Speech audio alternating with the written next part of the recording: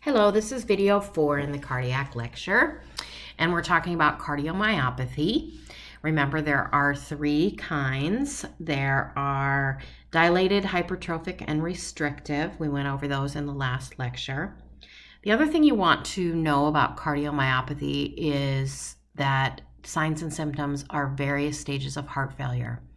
And one of the things that we do to look at heart failure is a lab test, a blood test called a BNP, and it's a B-type natriuretic peptide. And that is a peptide that is produced by the cardiac muscle when it is overstretched.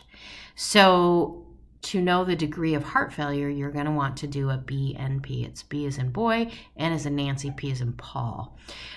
So you want to know the normal of that lab. And then, of course, the higher it is beyond normal, the worse the cardiomyopathy might be. Another thing, again, this is another slide that talks about the 3 different kinds. It kind of goes over them. We give anticoagulants because whenever you have heart failure, remember, there's a chance that blood will stay in the heart and that blood can coagulate, and then you have this nice big healthy beat and it can spit out a bunch of clots. So anyone with cardiomyopathy is going to be medicated with anticoagulants and probably antidysrhythmics because they have a tendency to fly into AFib quite easily. Another word you're going to hear when you're talking about cardiomyopathy is cardiomegaly. Cardiomegaly is different from cardiomyopathy in that it's an enlarged heart. Cardiomyopathy is a disease process of its own, but cardiomegaly is the heart enlarges, usually caused by hypertension or some sort of other cardiac problem that causes the heart to enlarge. If you're hypertensive, then there's this continual afterload problem where they just can't, the heart has to work so hard to get around that very tight vascular bed. So just know that cardiomyopathy and cardiomegaly are not the same thing. You might hear those words interchanged, but they technically are not at all the same.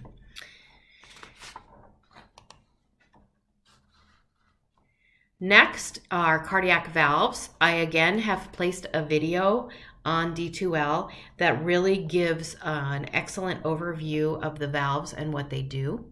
I do like this picture. It's kind of from a funny angle, but it does kind of show you how the valves are and they and how they open and shut. They're like almost like little sets of lips that open and shut.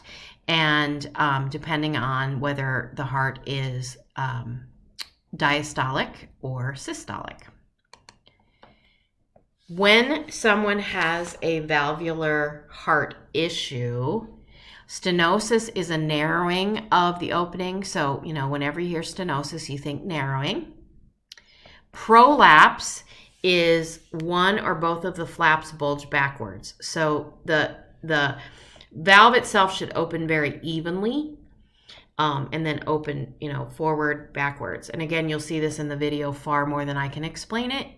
But prolapse means instead of the valve shutting and laying flat, they kind of impede.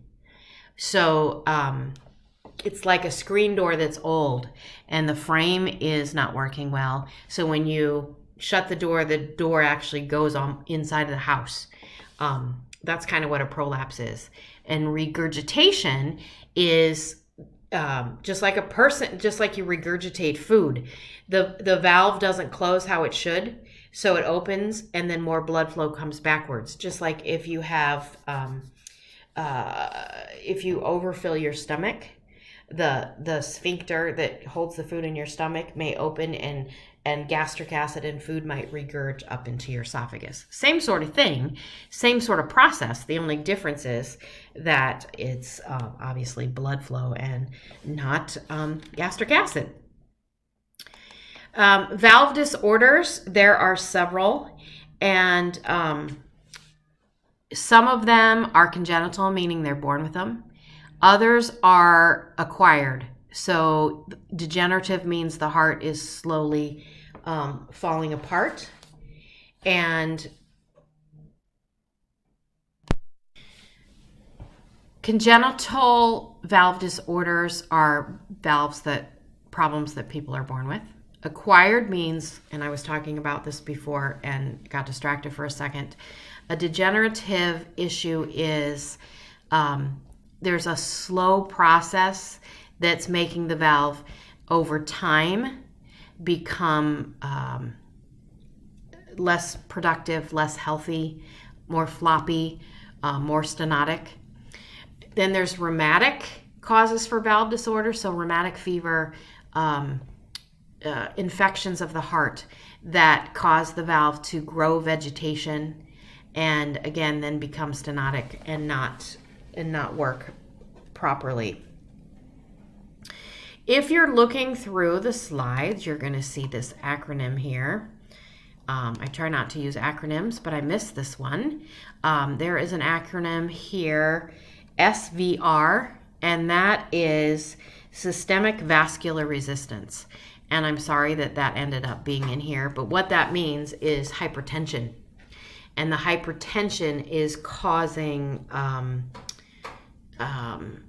too much pressure within the heart, and the aortic valve can't close under the increased pressure, and it becomes narrower and narrower in its attempt to deal with the pulse pressure.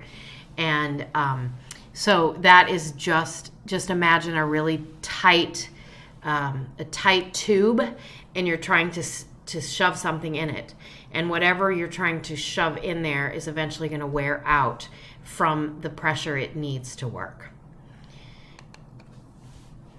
Valve disorders are diagnosed by chest x-rays, 12-lead EKGs. Probably the best diagnostic tool is an echocardiogram. If it is really significant, they might do a cardiac cath. There are some valve disorders that can be remedied with a cardiac cath now. Didn't used to be the case, but it certainly is now. Treatment is, we'll put these patients again on prophylactic antibiotics, anticoagulants. They'll be on DIG, diuretics to keep the fluid levels down, ACE inhibitors, beta blockers, again, so that when the heart does pump, it uses its most efficient, the muscle is used most efficiently. And if that happens, if the actual heart muscle is stimulated efficiently, then the valves have less work on them. These drugs, anticoagulants, DIG, or any of these groups, they are not prophylactic. Prophylactic has to do with preventing an infection that can hurt those valves. So again, anticoagulants would be daily, diuretics probably daily, certainly either DIG or an ACE or an ARB or a beta blocker would be part of the regular therapy. Now we're going to move on to cardiac surgery. And I didn't place videos for each one of these because that would just end up being so many videos. However, feel free to look up all of these different surgeries online. There are fantastic videos. There are also good videos put on by rnnurse.com and several others that give you a good idea of nursing. But basically, when someone has any kind of cardiovascular surgery, the nursing process is going to be pretty much the same. And we're going to do some care plans for these patients in class next week. But come up with your idea, your description of what happens in these surgeries. So if you're looking at valve replacement surgery, it can be done a couple of different ways. They can go in sometimes with the valve through a cath, and they can fix whatever, especially if it's just got some vegetation that needs to be removed. If a valve is just stenosed, meaning it's narrowed, they can go in and put a balloon in there, and again, that is all done via a cath. If the valve needs to be replaced, at this point in time, I think they might be doing some robotic surgeries, but for the most part, they're still going in through the sternum. So when someone has an open heart surgery, whether it's valve, whether it's a bypass, the actual problems with the patient rarely have anything to do with the heart itself. And the complications, the nursing judgment, all of that has to do with this huge sternal wound. As you know, your sternum is extremely strong, and we've just cut it open.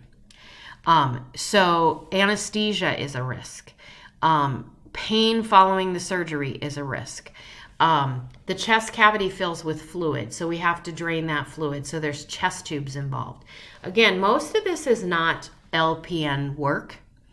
It'd be very rare for an LPN to be working with post-op valve surgery patients. And preoperatively, an RN would be doing that kind of education. But you do need to know, what is the assessment? Like, what do they look like going in? What do they look like coming out?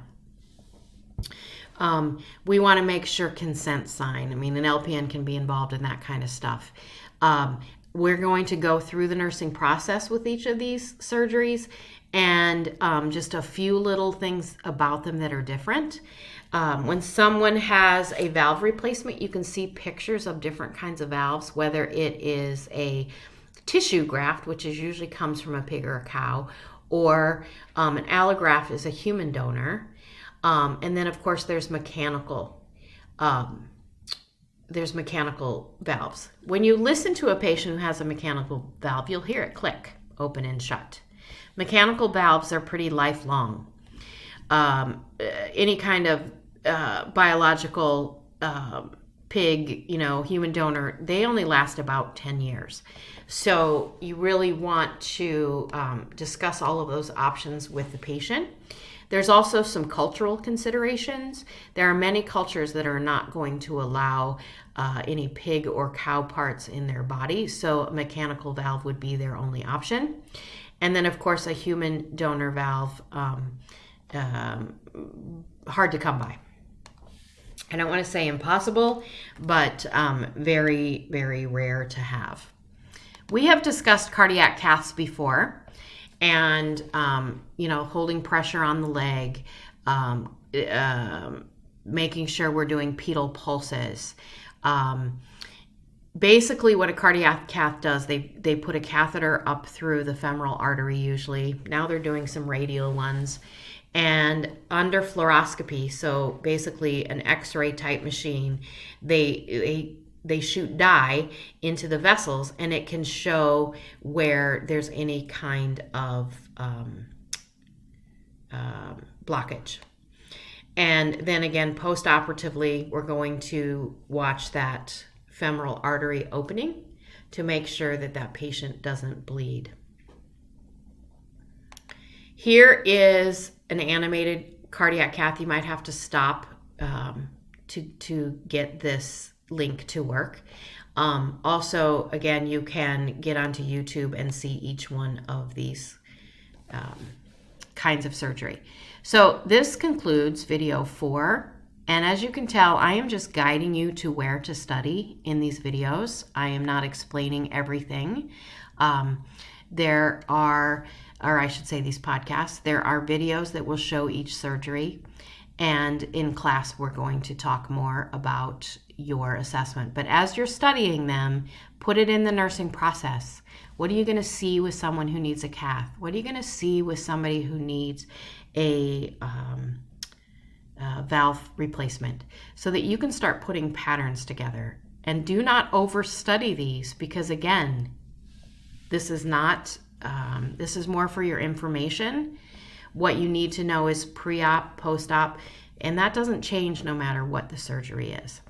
So then, again, this is video number 4, and I'll start with coronary bypass in the next video.